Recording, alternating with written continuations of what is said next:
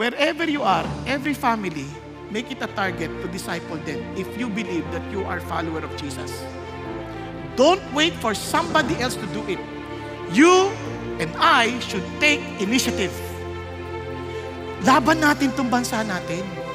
Ilaban natin yung pamilya. Ilaban natin. Kasi yan ang panawagang sinibigay sa atin ng Diyos. Kaya every family is a discipleship group.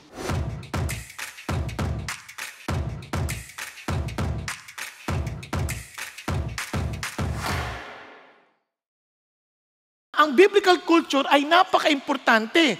For example, sa atin po, ano mga pinapahalagahan natin? Konting review lang ho.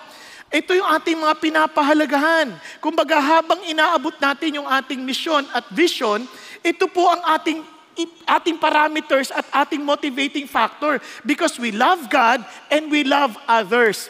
Kasi hindi naman tayo magmamahal nang hindi muna tayo nakaranas ng pagmamahal mula sa Panginoon Diyos. Kaya foundational po ito. Kaya nga yung buong acronym ho niyan ay love. Kasi importante ho yan. Kaya sabi natin, if this is our, dito tayo makikilang kultura, dapat nakikita sa atin yan, yung love na yan. Loving God, and obviously, as a response to His love, tapos, nag-overflow yan eh. Kaya lalabas mo rin sa iba. Ngayon, ang pagmamahal na yan, sumusunod yan sa salita ng Diyos. At hindi lang sa salita ng Diyos, kundi mga appointed authorities. At kaya very challenging yan, no? Kasi nilagyan ng Diyos tayo ng mga appointed authorities na kung saan lalo natin makikita ang kadakilaan at sovereignty ng ating Panginoon Diyos. Kasi He is above our authorities. May mga pagkakataon that our hearts are going contrary to the authorities given to us by the Lord. So, paano natin gagawin yan? Dadali natin yung issue sa Diyos. Napaka-importante rin po na, obviously, knowing that God loves us, and we are to obey His word, well, in our response to His grace, we volunteer what He has given us. Anong binigay sa atin? Ating buong pagkatawan. Kasi sabi ng Bible, therefore, I urge you, brothers and sisters. Sabi niya gano'n, offer your bodies as living sacrifice because of the mercies of God. Okay ba yan? Dahil sa mercy ng Diyos, i-offer mo yung katawan mo. Hindi yung isip mo, hindi buong pagkatao mo, i-offer mo.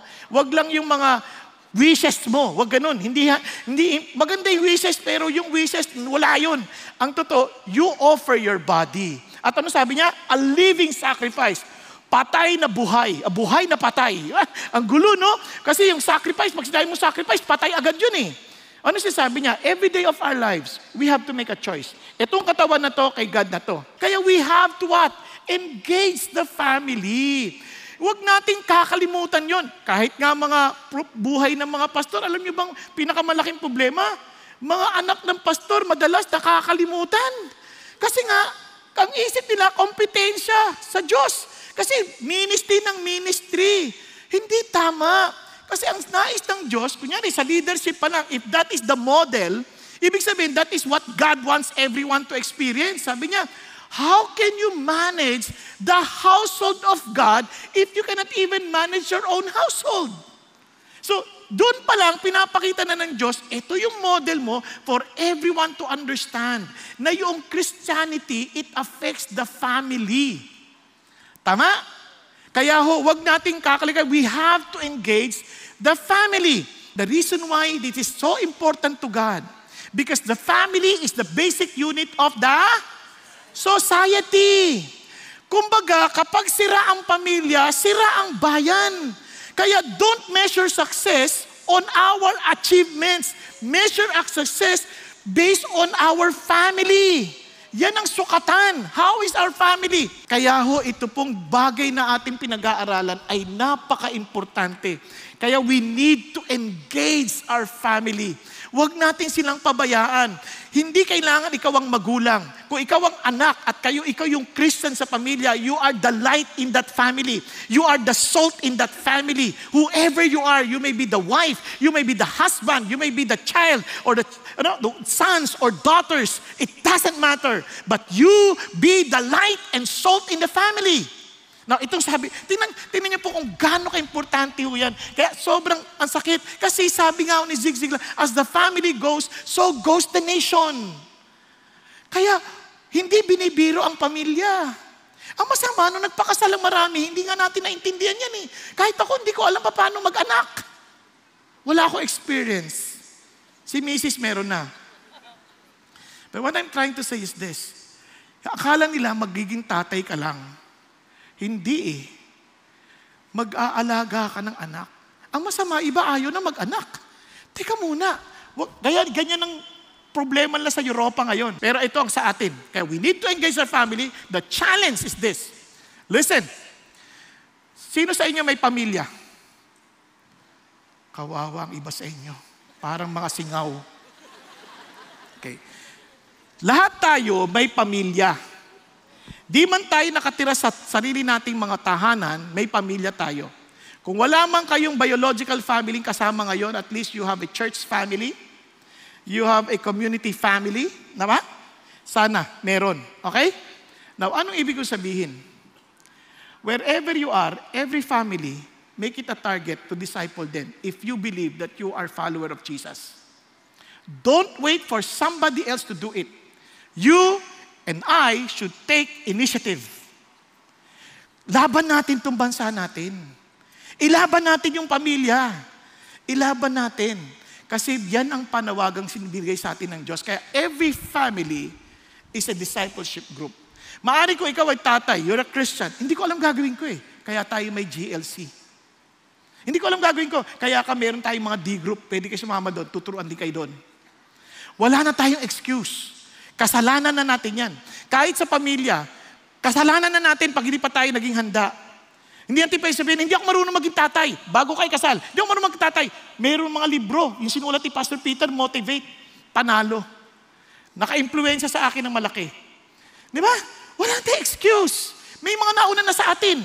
Now, kaya itong challenge sa atin, tingnan niyo po tulad ng Israel, na dumating ang bagong henerasyon, na hindi nila kilala ang Diyos, na hindi nila alam ang dahilan kung bakit umangat ang maraming bayan. Alam niyo ba kung bakit umangat pati sa edukasyon? Because of the Reformation.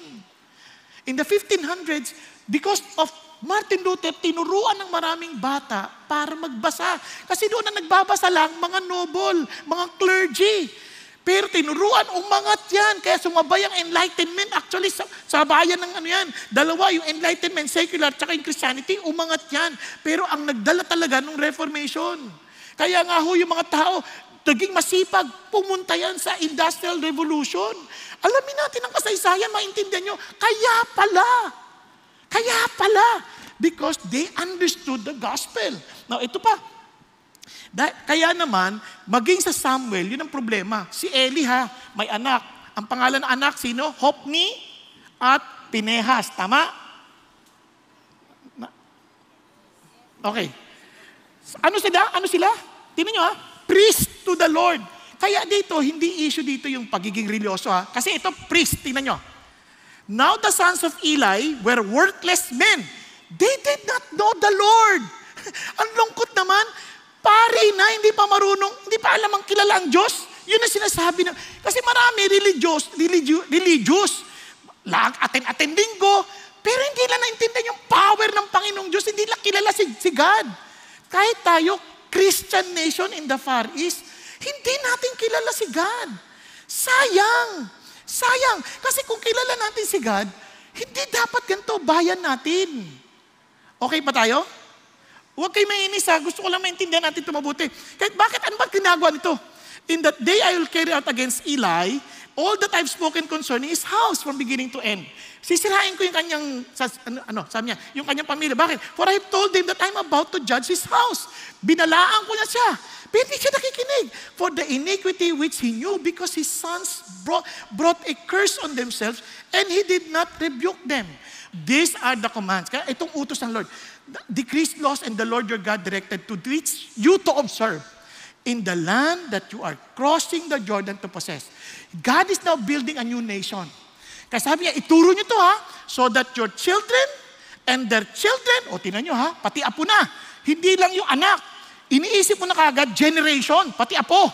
Okay tayo? May fear the Lord, your God, as long as you live by keeping all His decrees and commands that I give you, so that you may enjoy long life. Anong heart ng Diyos? Bakit niya binibigyan ng utos to? Bakit niya sinasabi to sa atin? Para mag-enjoy kayo. Hindi lang yung long life na mahabang buhay. Ang ibig sabihin niyan, sa sobrang sarap ng buhay, ayaw mong mamatay. O, naunawaan po. Okay tayo? Kaya sabi niya, ang gandang klaseng buhay. Tingnan nyo. Kaya, pakinggan nyo Israel. Mag-ingat kayo at sumunod kayo upang maging maayos sa inyo. Maging maganda. Kaya, go well with you. And that you may increase greatly in the land. Dumami kayo. Flowing with milk and honey. Pinagpala na kayo. Umaapaw ang gatas. Ibig sabihin, maraming, baka. Marami. Di ba? Tapos hindi lang yun. Pati flowing with milk and honey. Ang daming pananim. Nasa disyerto yung mga paligid na bayan yan. Just as the Lord, the God of your ancestors, promised you. Now look at this. Hear, O Israel, the Lord is our God, the Lord is one. Hindi na yung may Diyos ng dagat, may Diyos ng bundok, may Diyos. Wala na, isang Diyos lang. Siya lahat ang Diyos ng lahat-lahat. Kaya there is only one God. You shall love the Lord your God with all your heart. Kilalanin mo na your heart, your soul, and your might, lahat yan galing kay God. And if you acknowledge that, you will give back everything that you owe to Him. Tama? Tama lang, dahil galing sa Kanya lahat. Di pa sa Kanya lahat. Nasusundan. Anong pang ganda nun? Ibig sabihin, you need to know Him more. You need to love Him more. You need to be intimate with Him more. Hindi mo ibibigay ang sarili mo sa isang taong hindi mo pagkakatiwalaan. Are you following? Nasabi niya, these words which I'm commanding you today shall be on your heart. Heart. Don't just make it in your head. Heart. Yung talagang nag-uumapaw, yung nagpo-flow lahat ng dugo sa lahat ng pagkatao mo. Okay? Pinapump niya lahat doon. Yan ang sinasabi niya. Kaya sabi niya, you shall teach them. Look at the words. Ano yung word na diligently? Talaga sa lahat ng pagkakataon, sa lahat ng paraan, masipag mong ituro to. Hindi yung, ay mga anak, tamad na ako. Kayo na matendon sa service. Kayo na, ayoko na, pagod na ako, buong linggo ako nagtrabaho, pwede, kayo na. Naranasan nyo na yan? Yung mga karanas yung wala dito, nasa bahay yun naiwan eh. Di ba? Yung iba tamad na tamad, pagdating dito, come on, diligently. You're not doing this to anybody. Sabi niya, your sons shall talk of them. Tingnan, usap kayo. Ibig sabihin, maganda relasyon nyo, nag-uusap kayo eh. Nakaupo kayo when you sit in your house. May fellowship talaga kayo. And when you walk by the way, magkasama pa kayo maglakad. Walang tampuhan. Alam niyo pa, pag mag-asawa, nagtatampuhan, ang bilis maglakad ng isa. Ito hindi. Nag-uusap kayo, you're enjoying company. Then when you lie down, magkasama pa kayo sa higaan. Tapos when you rise up, sobrang magkakasama kayo. Kaya wag na wag kayong papayag na sasabihin ng mga anak nyo, gusto ko ng privacy, I want space, I want to have my own room. Excuse me, maganda magkakasama kayo, you can learn from each other. Yung mga nanghihingi ng space, may problema yan. Nakuha, kahit tayo, pag gusto mo mag-isa, may problema ka. Sigurado ko. Kasi sabi ng Bible yun eh. Yung mga gustong humiwalay, may kasalanan. Lumalayo. Napansin nyo ba yung pagka hindi tayo okay, lumalayo tayo? Tapos lahat isisisihin natin. Kasi sila eh. Aminin nyo man hindi, totoo yan. Kung ayaw nyo maniwala, mali ako. Pero yun, isipin nyo mabuti. Be honest.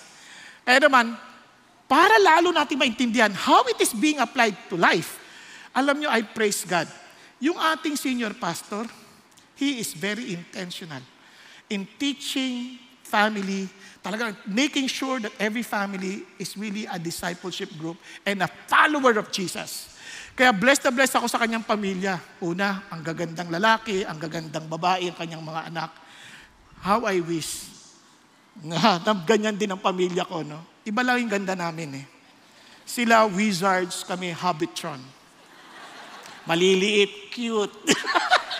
Tapos lahat sila may pamilya, doon ako humanga. Ayos silang lahat, they love the Lord, at lahat sila may pamilya na, may asawa na. And all of them, they love the Lord and they serve God. Naamis ako, classmate ko sila, ang gagaling nila, ang sisipag nila, ang talagang mahal nila si Jesus. Tapos hindi lang yun, meron pa silang anak na 22, magda-23 na. They were really blessed by God. At hindi lang iniisip yung, ang daming anak, kasi busy kami, ba't pa kami mag-aanak? Hindi. They're building generation of followers of Jesus who love the Lord wholeheartedly. Gusto kong makinig tayo straight from His own mouth, yung principles ng MRI. Are you ready? Babalik ako para sa ating panghuling bahagi. Okay? So panoorin po natin si Pastor Peter para ituro sa atin yung principle ng MRI. What is MRI? Today, medically speaking, it's called magnetic resonance imaging, right? To see inside. You want to impact the inside of your children, of your parents, the heart, use MRI. What is MRI? Number one, you model. Number two, you build relationship. Number three, you have to be intentional. Let's go to the first principle. What does it mean? Model. Well, this is the principle of modeling. Everybody read this together. Modeling. Together. Children copy us positively or negatively. They copy you. Your disciples are copying you. Your office mates are copying you.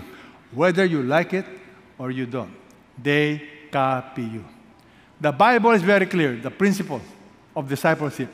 Be imitators of me as I am of Christ. That's it. Be a model. The power of modeling is so crucial. You know why? Because children copy. To prove to you, modeling is so crucial. Everybody, stand up. Stand up.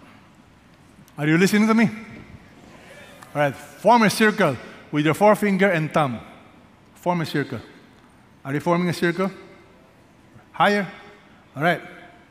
But by the count of 3, I want you to put this, okay? Look at this. Put this in your chin. 1, 2, 3. Why are you putting that in your forehead?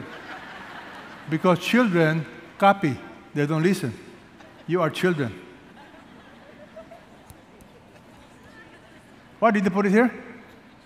Why did you put it here? Because you copy. So tell your neighbor, children copy, they don't listen. Remember, modeling is not perfection. Modeling is about authenticity. When you make a mistake, humble yourselves. Modeling is admitting when you make mistakes.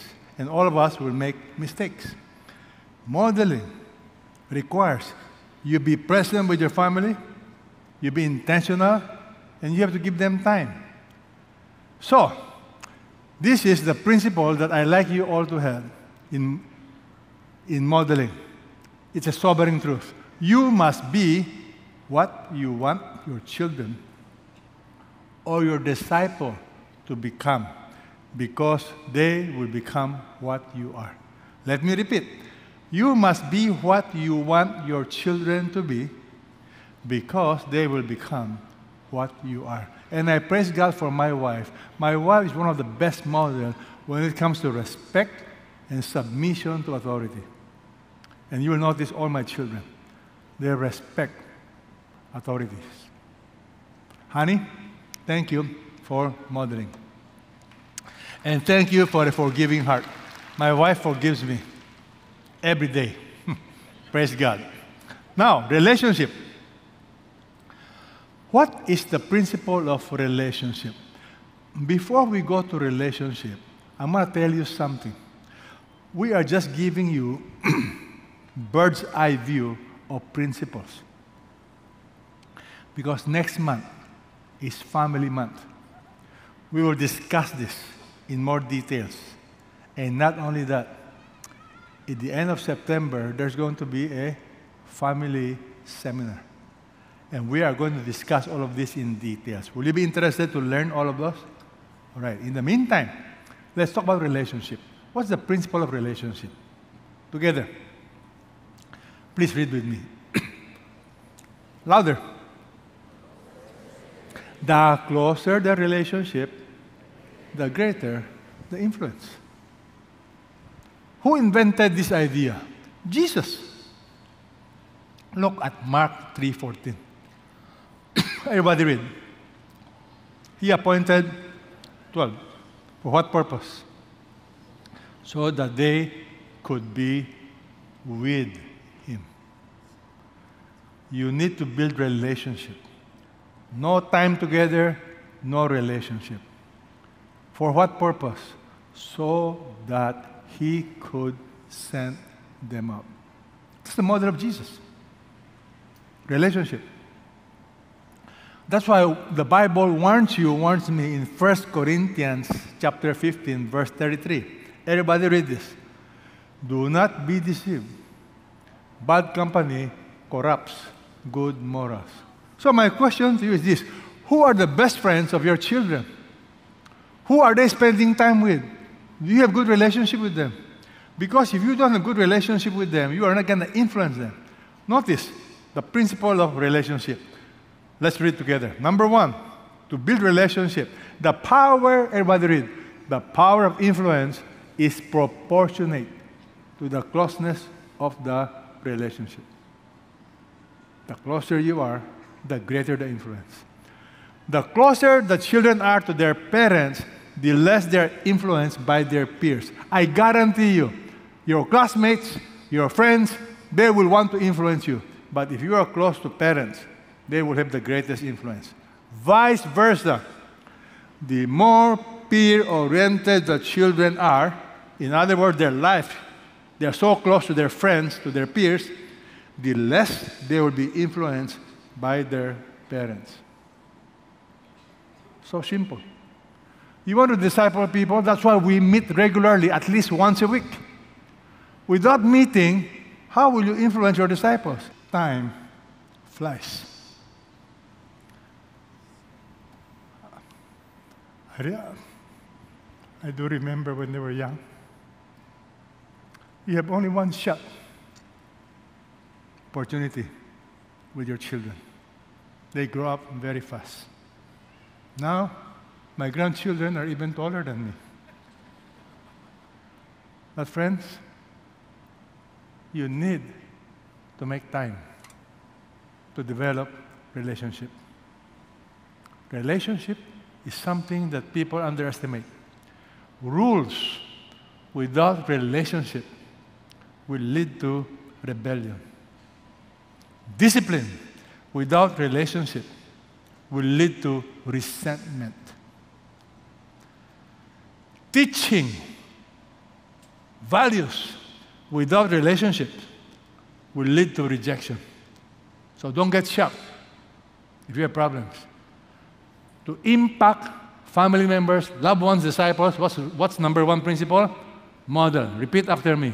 Model, model, model. Repeat. Model, model, model. Number two, relationship. Say that with me. Relationship, relationship, relationship.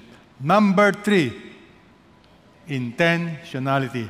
What do we mean by intentionality? Well, intentionality has the idea of this. Purposeful. Let's read this together. Good results seldom happen by chance. They're a byproduct of intentionality. That means you need to plan. You need to be purposeful. You need to be deliberate. Most parents, most of us, are not intentional. You don't live life purposefully. It is haphazardly, accidentally, incidentally, randomly. You can't do that. Life is too short to waste. It's precious. So be intentional in whatever you do. The Bible tells us in Proverbs chapter 2, verse 6. Everybody read. Train up a child in the way he should go. When he's old, he will not depart. That word, train up a child. Train. That's where you have Deuteronomy chapter 6. Be diligent to teach. Not just teach. Be diligent. You train. That word train comes from the Hebrew word chanak. What does it mean? It is used to describe a midwife, after delivering the baby, putting her finger on the palate of a baby with dates, some kind of a sweetener so that the baby will desire to create an appetite for the baby to suck the mother's milk, creating the right desire. And that same word, train up, is used to describe how they train wild horses. Wild horses are totally useless unless they are trained.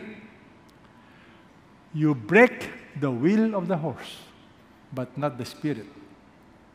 Most of our children are not trained properly. You have never touched on the will.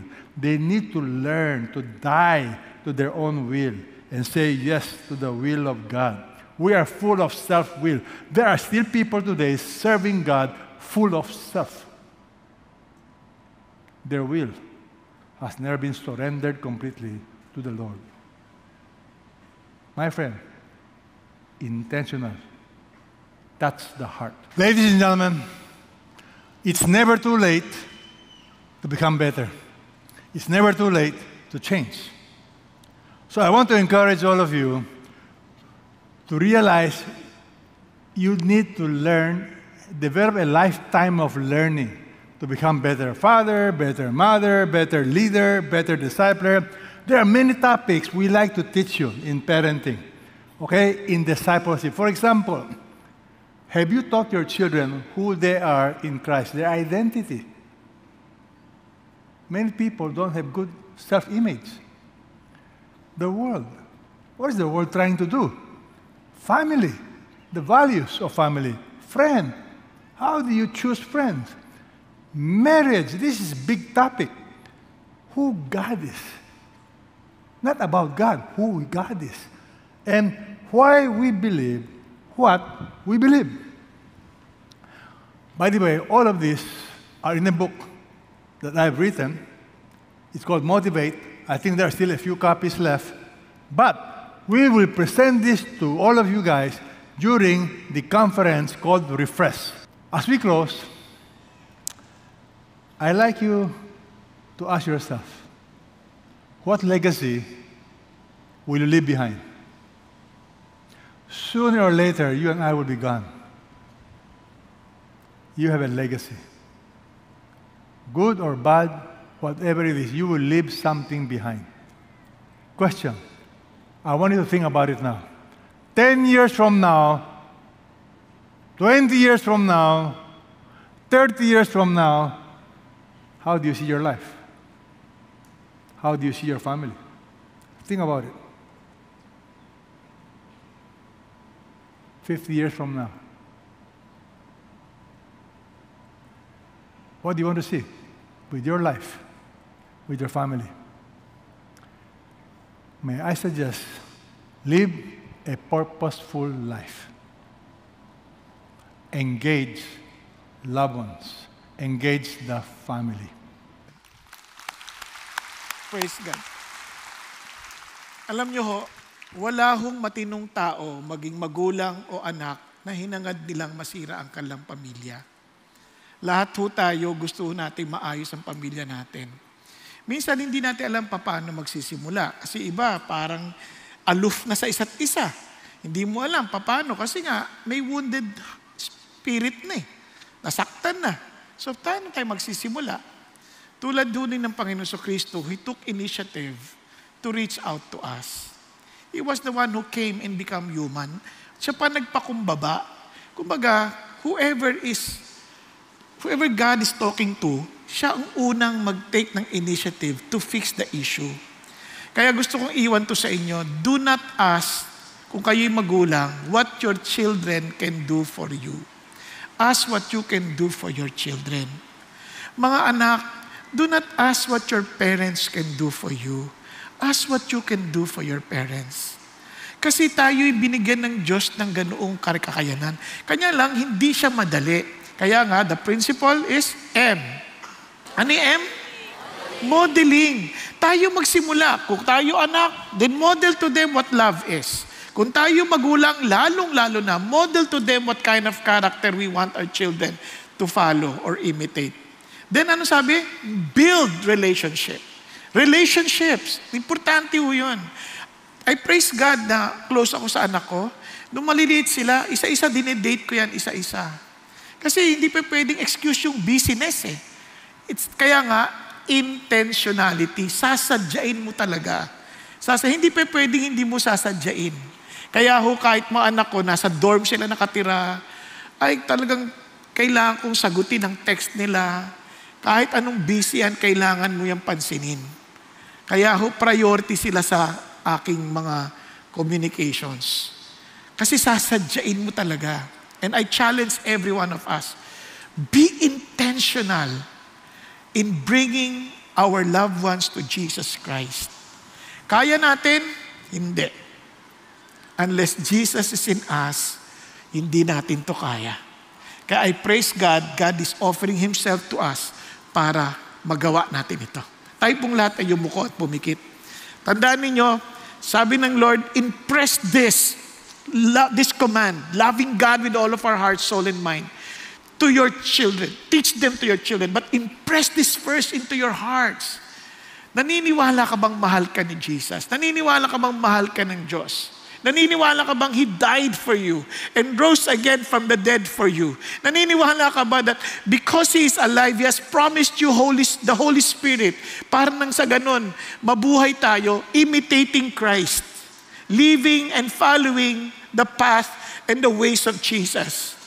Naniniwala ka ba that you can build relationship just as Jesus did, na nagpakumbaba siya, obeying His Father, becoming human just to relate with us, na siyang nag-a-adjust sa atin para maintindihan natin ang kanyang pagmamahal at kanyang pag-ibig sa atin. Intentional siyang naparito. Pinagplanuhan niyo before the foundation of the world para ikaw ay ma-set apart to be holy and blameless before Him. Naniniwala ka ba? Kung naniniwala ka at sinasabi mo, Lord, I want to surrender my life to you. Kapatid, huwag mong pagpaliban. Gusto ko rin pong maging model sa anak ko, maging model sa kapatid ko, maging model sa magulang ko. Gusto ko rin po ma-build yung relationship ko sa kanila. Gusto ko rin po, Panginoon, maging intentional, makilala nila kayo. At maging intentional na makita nila katotohanan nyo sa buhay ko. Pero wala po ang ganung kakayanan. Friends, kung ikaw ang sinasabi, kung ikaw yung dinidescribe ng Panginoon Diyos ngayon, I pray, be humble, raise your hand to God. Ako po yun, Lord. Ako po yun. I need you. I need you, Jesus. Yes. Yes, wag kang mahiya. Yes. Hallelujah. Maging sa natas. Yes. Hallelujah. Sa mga nagsitaas ng kamay, sabi mo, Panginoong Jesus, patawarin po ninyo ako. Alam kong ako dapat ay ilaw at asin ng libutan, pero hindi yun mangyayari hanggat hindi napalitan ng aking nature. Kahit Panginoon Jesus, pagharian ninyo ako. Tinatanggap kita bilang aking Panginoon at tagapagligtas. Tinatanggap ko ang pangakong kaligtasan. Tinatanggap ko kayo lamang ang tanging paraan upang ako'y ma-reconcile sa aking Ama. Kahit salamat po, Panginoon Diyos. Salamat, Panginoon Kristo, na pinagkalooban mo kami ng banal na Espiritu upang ipamuhay ang prinsipyo ng modeling, relationship at intentionality.